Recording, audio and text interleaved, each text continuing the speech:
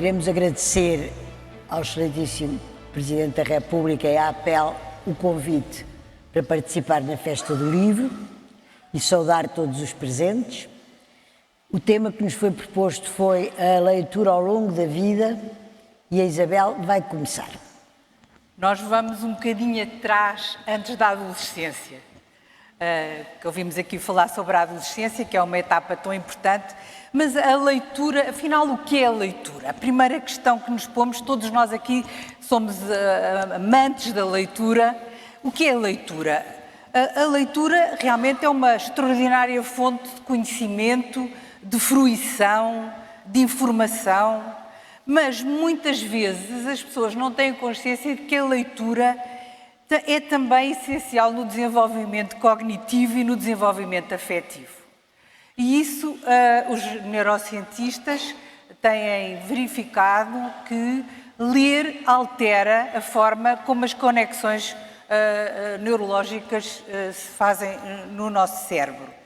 E a leitura, na verdade, permite-nos todo o tipo de funções, ajuda-nos a ir mais longe em todas as funções, desde compreender o que se passa, interpretar, avaliar, apreciar, decidir, comunicar. Realmente a leitura é um estímulo para os indivíduos e é também um estímulo para as sociedades. Quem tem a sorte de ser leitor alarga progressivamente e para sempre, se continuar sempre a ser leitor, os seus horizontes cognitivos, a sua compreensão do mundo e a forma como se sente e até como se sente a si próprio. Por isso, todos nós que estamos aqui, sejamos de que país formos, temos aqui várias pessoas de várias nacionalidades, gostaríamos que o nosso país fosse um país de leitores. Eu gostaria muito que Portugal fosse um país de leitores. E sabemos que para transformar um país num país de leitores, todos temos um papel. Todos. Os escritores, claro, os editores. Agradecemos muito à APEL o facto de ter organizado este encontro. Os jornalistas, os professores, as famílias, todas as atividades praticamente, e existe também políticas públicas. Mas, para que as políticas públicas e os nossos esforços sejam bem-sucedidos, temos que saber para onde vamos e o que devemos fazer. Devemos estar bem orientados. E para isso precisamos de compreender, e já aqui foi de alguma forma tocado, por que razão há pessoas que se tornam leitores enquanto outras rejeitam livros. Ora bem, livros, e quem fala de livros, claro, periódicos igualmente. Bom, o leitor define-se por 3 características. E a primeira é muito importante. É uma pessoa que sabe ler bem.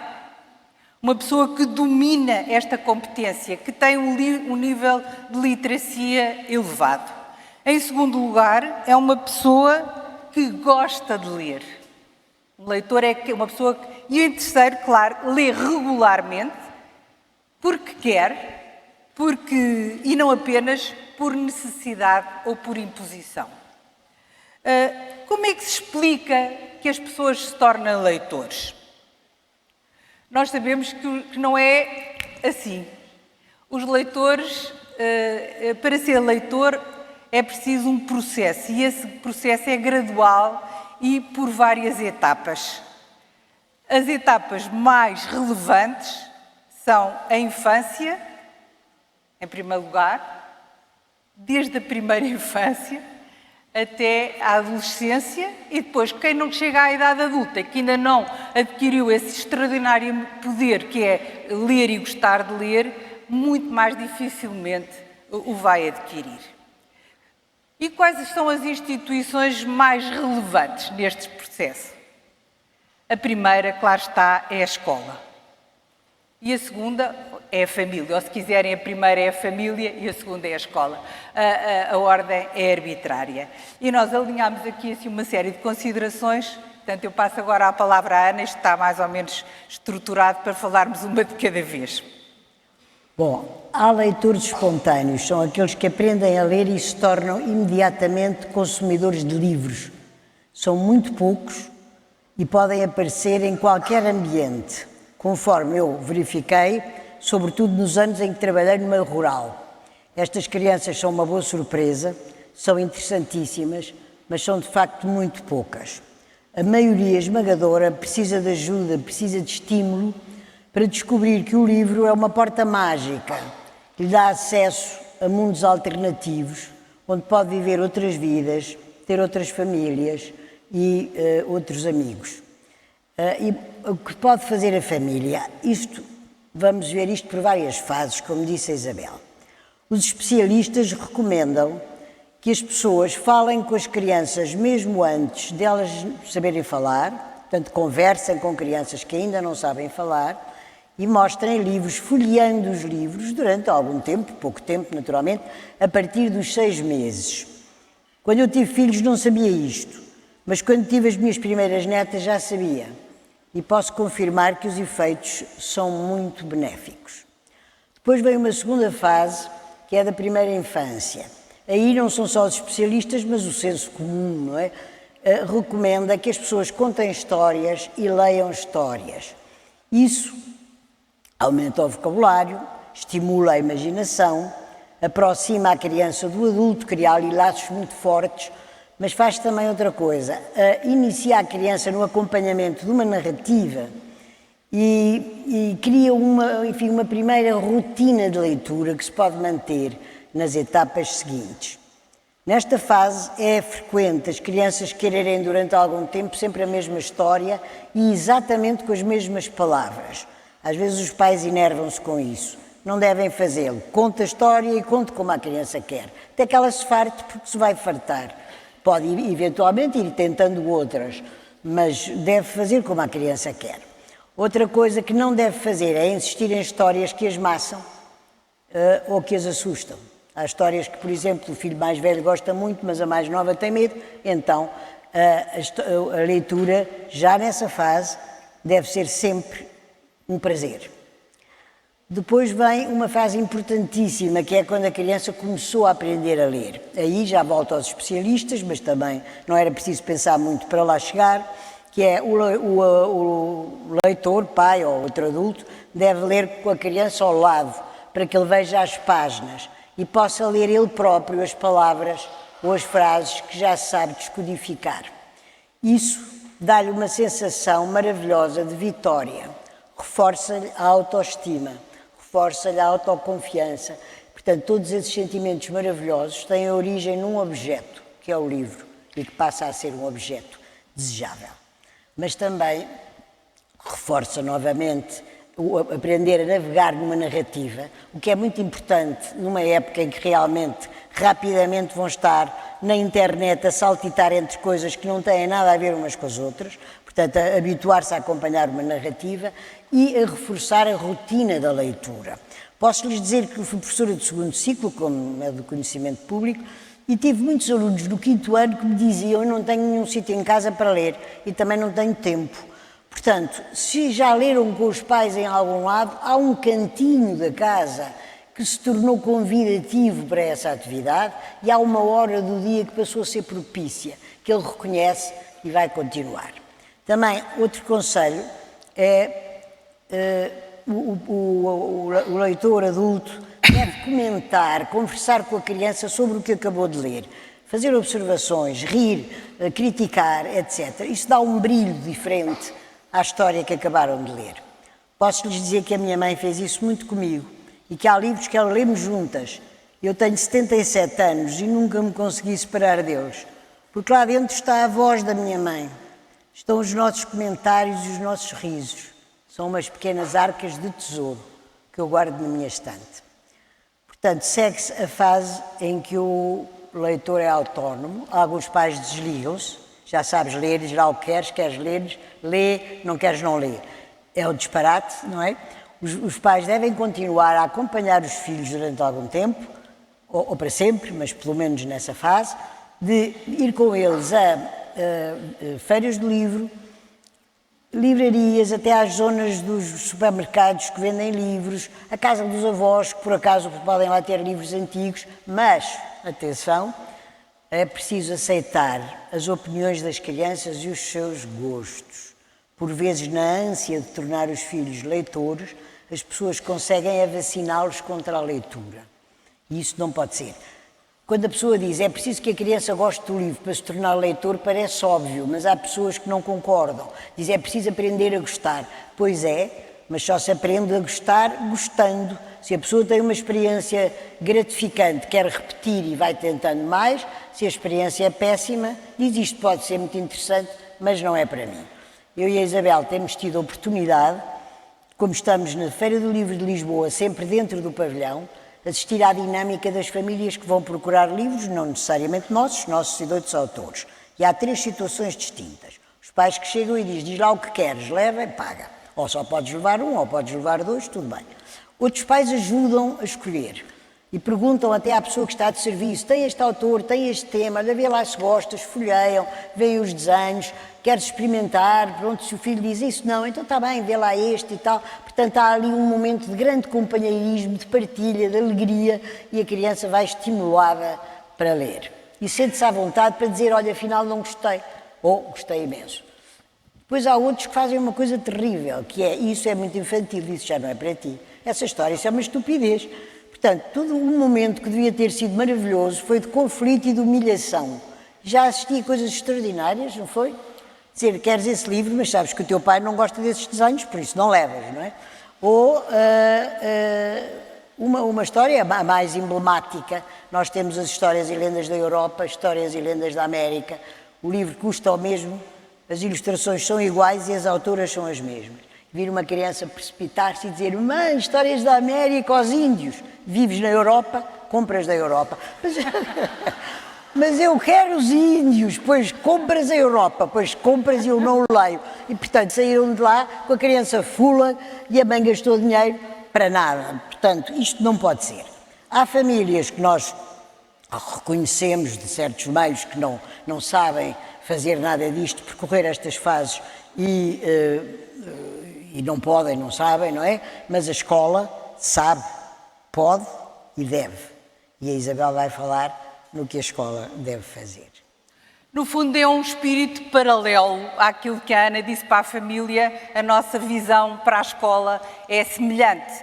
O primeiro ponto que a escola deve cuidar muito é a aprendizagem da leitura na primeira fase, logo na iniciação, na alfabetização.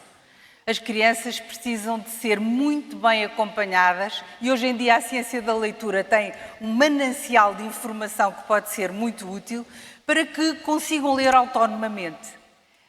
E o que é que quer dizer autonomamente? Muitas vezes, na fase já seguinte, em que a criança já consegue descodificar as palavras e até frases e ler em voz alta, aparentemente já sabendo ler, na verdade não sabe. Porquê? Porque não consegue ainda ainda não adquiriu todo o automatismo que nós adquirimos, porque nós estamos a ler, é uma coisa automática, se repararem, nós nem notamos que estamos a ler quando vemos cartazes e assim.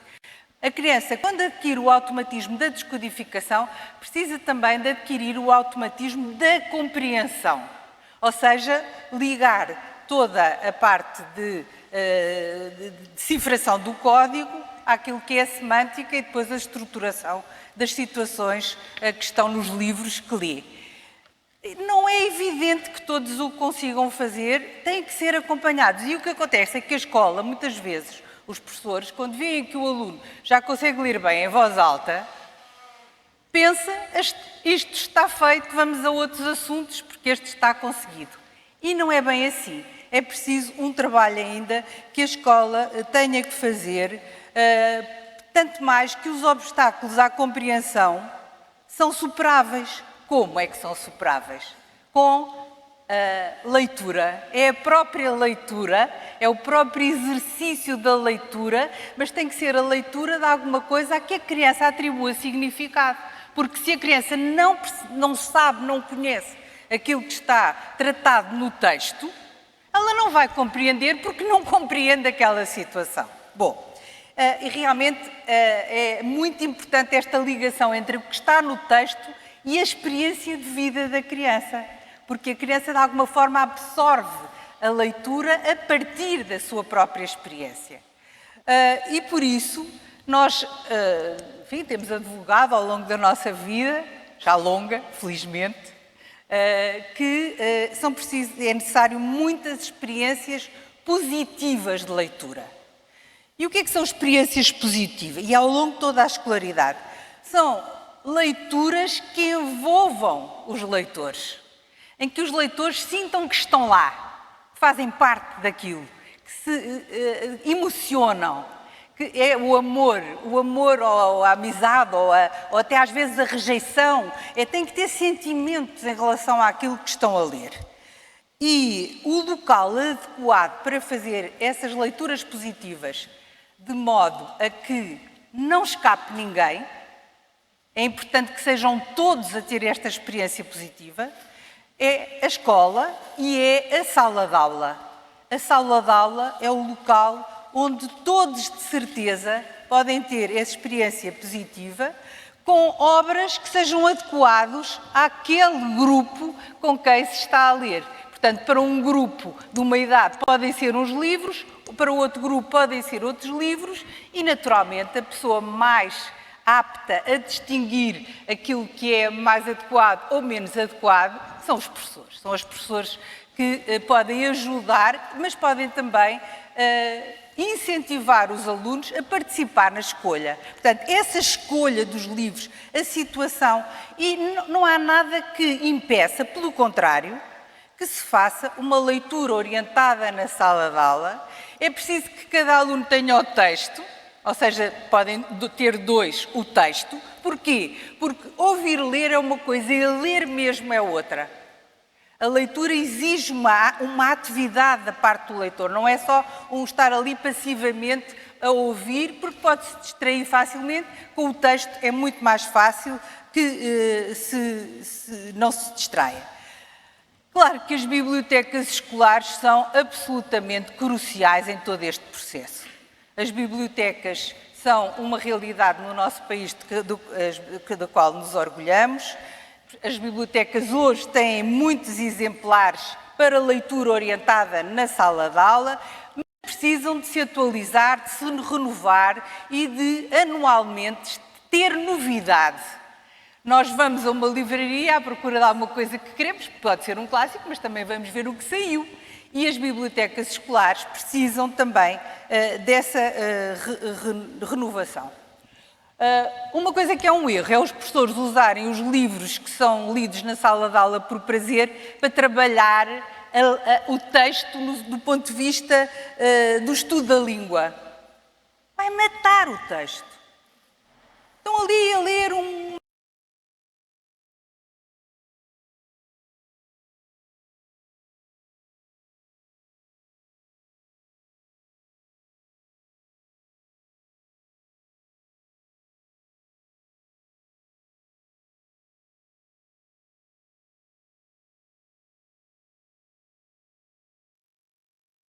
ao 9º ano de escolaridade, lessem nas salas de aula um livro por mês, com os alunos, em voz alta, um livro que eles gostassem, mesmo os mais avessos chegariam ao secundário com a experiência de ter lido várias dezenas de obras.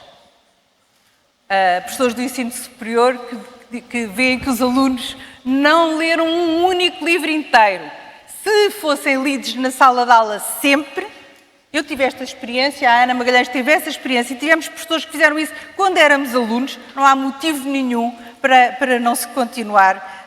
E esta prática seria, de facto, uma educação literária, pois prepararia para a leitura das obras no ensino secundário, que essas, sim, podem ser analisadas e devem ser analisadas e trabalhadas como obras literárias. Bom, o que se passa no ensino secundário é revoltante e inaceitável. Há obras de autores consagrados, como essa de Queiroz, de Saramago, etc., que são obrigatórias e que os alunos não leem porque ficam-se pelos resumos. Toda a gente sabe que isto é verdade e toda a gente finge que não sabe. Portanto, a mentira e a aldrabice não conduz ninguém a sítio nenhum.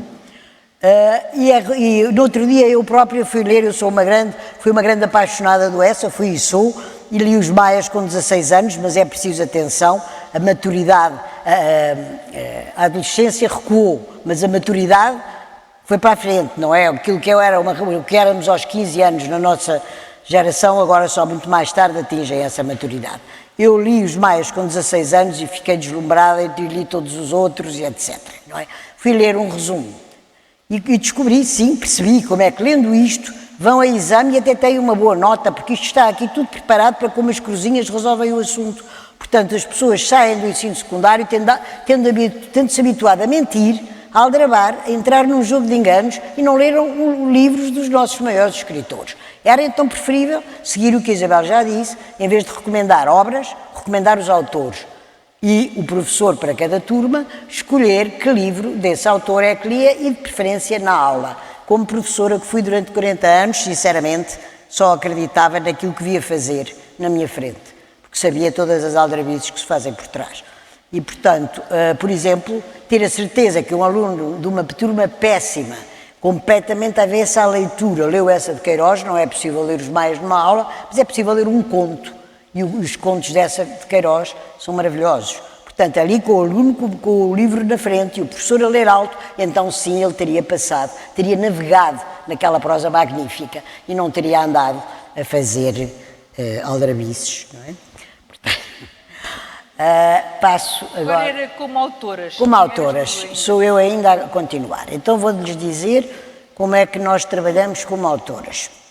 A primeira coisa é considerar o público a que nos dirigimos. Não nos consideramos a nós próprias, não escrevemos para nós próprias, nem para impressionar adultos. Se escrevemos para 4 anos, pensamos em crianças de 4 anos. Se escrevemos para 10 anos, pensamos nas crianças de 10 anos. E pensar o que é que significa é chamar o conhecimento que temos de crianças, dos filhos, agora até dos netos, dos sobrinhos, das crianças com quem convivemos. No nosso caso, que fomos irmãs mais velhas, esse conhecimento começou muito cedo. Eu sou irmã mais velha de 5 irmãos, comecei a inventar histórias para os meus irmãos quando eu própria era criança, aí a partir dos 9 anos. Mas percebi que tinha que inventar histórias diferentes para cada um, porque eles eram completamente diferentes e gostavam de coisas diferentes. Portanto, o nosso conhecimento das crianças depois ampliou-se muito pelo facto de sermos professoras. Raramente veio parar à minha mão a mesma turma no 6º ano que tive no 5º, portanto, em 40 anos eu conheci milhares de crianças. E procurei sempre a verdade. Faço aqui um parênteses para dizer uma coisa que todos sabem. A verdade às vezes aleija, não é? Às vezes não é o que queremos ouvir. Mas eu apostei sempre nisso. Diz-me a verdade, diz-me o que pensas, mas quero mesmo saber o que estou a ver. Acho isto uma chatice monumental. Então vamos para outro livro. É melhor assim, não é? Do que estarmos aqui a fingir que gosto. Uma vez tentei, lá no princípio da minha carreira, tentei um livro do Aquilino Ribeiro, O Romance da Raposa. E vi que os alunos estavam muito chateados. Perguntei, vocês gostam? Gostamos muito. Não via na cara deles nem um sorriso, nada, não sei o quê. Eu disse, bem, sabem, é que isto pode enriquecer o vosso vocabulário. E então há o mais reguilho de todos que me diz, setora, se eu falar assim, ninguém entende o que eu digo. Portanto, então muito bem, vamos guardar este, que não é para vocês, ou talvez para outra fase, vamos à biblioteca escolher o que quiserem, e as escolhas foram realmente surpreendentes. Houve livros que eles escolheram, uns queriam a Agatha Christie, outros a Branca de Neve. Portanto, o professor tem que se orientar no meio disto, uns ainda são muito infantis e outros não é? Depois temos que pensar nos seus interesses, o que é que gostam as crianças desta idade. Temos que pensar naquilo que já sabem e sobre aquilo que já sabem nós podemos escrever à vontade, porque eles navegam ali com toda a facilidade. E transmitir valores, porque achamos que quem escreve para crianças também deve transmitir valores, mas isso tem que ser de forma subliminar, não pode ser a martelo, tem que estar ali, eles não darem por isso e aquilo entra discretamente, não é? A amizade, a solidariedade, a verdade, não é? Vou interromper só uma coisa. Ainda agora mesmo escrevemos um livro sobre cidadania, mas o tema é skate. Portanto, o tema é skate para passar noções de cidadania. Mas nos nossos livros mais conhecidos, a aventura, estão lá muitos valores, mas estão discretamente. Muitos nem dão por isso, não é? Depois, quando queremos fazer histórias, por exemplo, no Egito, na Amazónia, em Macau foi o mais difícil, porque o Egito eles já viram no cinema, não é? Macau não. E, portanto, como é que descrevemos isto? Como é que as nossas histórias, é uma aposta, têm que ser imediatamente visualizáveis. Quem lê o que nós estamos a escrever tem que ver imediatamente o que nós vimos, o que nós lhes queremos dizer. Agora, uma realidade tão distante, então, quanto mais complexo for, mais simples tem que ser o texto. O que leva alguns adultos a dizerem, vocês, isto é muito simples, é muito fácil, escreve-se muito facilmente, então tentem, vá. Tentem, peguem numa coisa muito difícil e ponham-na numa frase cristalina e vão ver que para lá chegar temos que suar muito, não é? Portanto, tem sido um prazer imenso fazer isto e como vamos constantemente às escolas e conversamos muito com os alunos, sempre em busca da verdade, também recebemos mails, também recebemos cartas. E, por exemplo, é engraçado, ontem recebemos uma carta de uma criança de 11 anos que leu um livro nosso e nos escreveu uma longa carta a dizer tudo o que gosta e uma das coisas que ela nos queria saber era uma bizarria. O que é que vocês gostam mais de comer?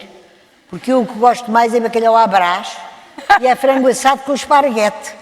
Portanto, quer dizer, o referir a alguma comida nos livros, pelos vistos, é necessário. Faz parte das preocupações de quem tem 10 anos. Também posso contar de outra história, que é a aventura no sítio errado. Na aventura no sítio errado há um concurso de mágicos, há uma escalada, há um ninho de uma águia, há uns roubos e uns mistérios. E um dia encontrei numa escola uma criança de 9 anos. Que me disse, eu li a aventura e gostei tanto. O que é que gostaste mais? Quando o dono da casa a apanha com a tampa de uma caixa na cabeça, ri-me tanto. Portanto, é uma coisa completamente simples e tonta, não é? Mas as crianças não são adultos, não é? E, portanto, é preciso respeitar o que é uma criança para escrever para crianças. Portanto, usamos um português corrente, escorreito, correto, e evitamos as palavras que caíram em desuso, porque são muitas, e há também expressões idiomáticas que eles ignoram, por exemplo, de fio a pavio. Às mil maravilhas. De fio a pavio. Não sabiam o que era.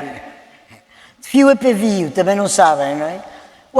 Quando até o diabo se ri, como muitos já nem sabem o que é o diabo, não percebem de que é que estamos a falar, não é? E, portanto, é preciso ou ir ao encontro logo diretamente, ou se quisermos usar alguma frase ou alguma palavra que caiu em desuso, tem que estar logo ali. A ideia de que as pessoas interrompem a leitura e vão procurar o significado no dicionário é uma completa fantasia. Nem nota de rodapé, tem que ser no próprio texto. Tem que ser no próprio texto. Portanto, ou vai logo explicado com grande clareza e naturalidade, também não pode ser a martelo. E, portanto... E como somos duas, e estamos sempre a discutir e a falar e a debater, isto de alguma forma nos ajuda a aproximar mais dos leitores e das situações, dos estilos de vida de hoje. Às vezes há coisas que uma sugere e a outra diz logo, isso não pode ser porque agora é assim, sabe? E esta análise do facto de sermos duas ajuda muito o nosso trabalho. O ritmo acelerou bastante. Quando nós começámos a escrever há 41 anos, o ritmo de vida era um, agora é outro. Portanto, os livros mais recentes, além de... a cabine telefónica deu lugar ao telemóvel, não é? As páginas amarelas deram lugar à internet. Há muita coisa que faz parte dos primeiros livros que desapareceu para dar lugar ao que é agora.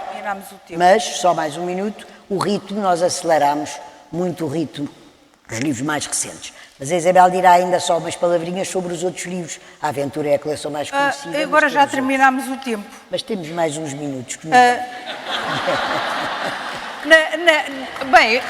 nós...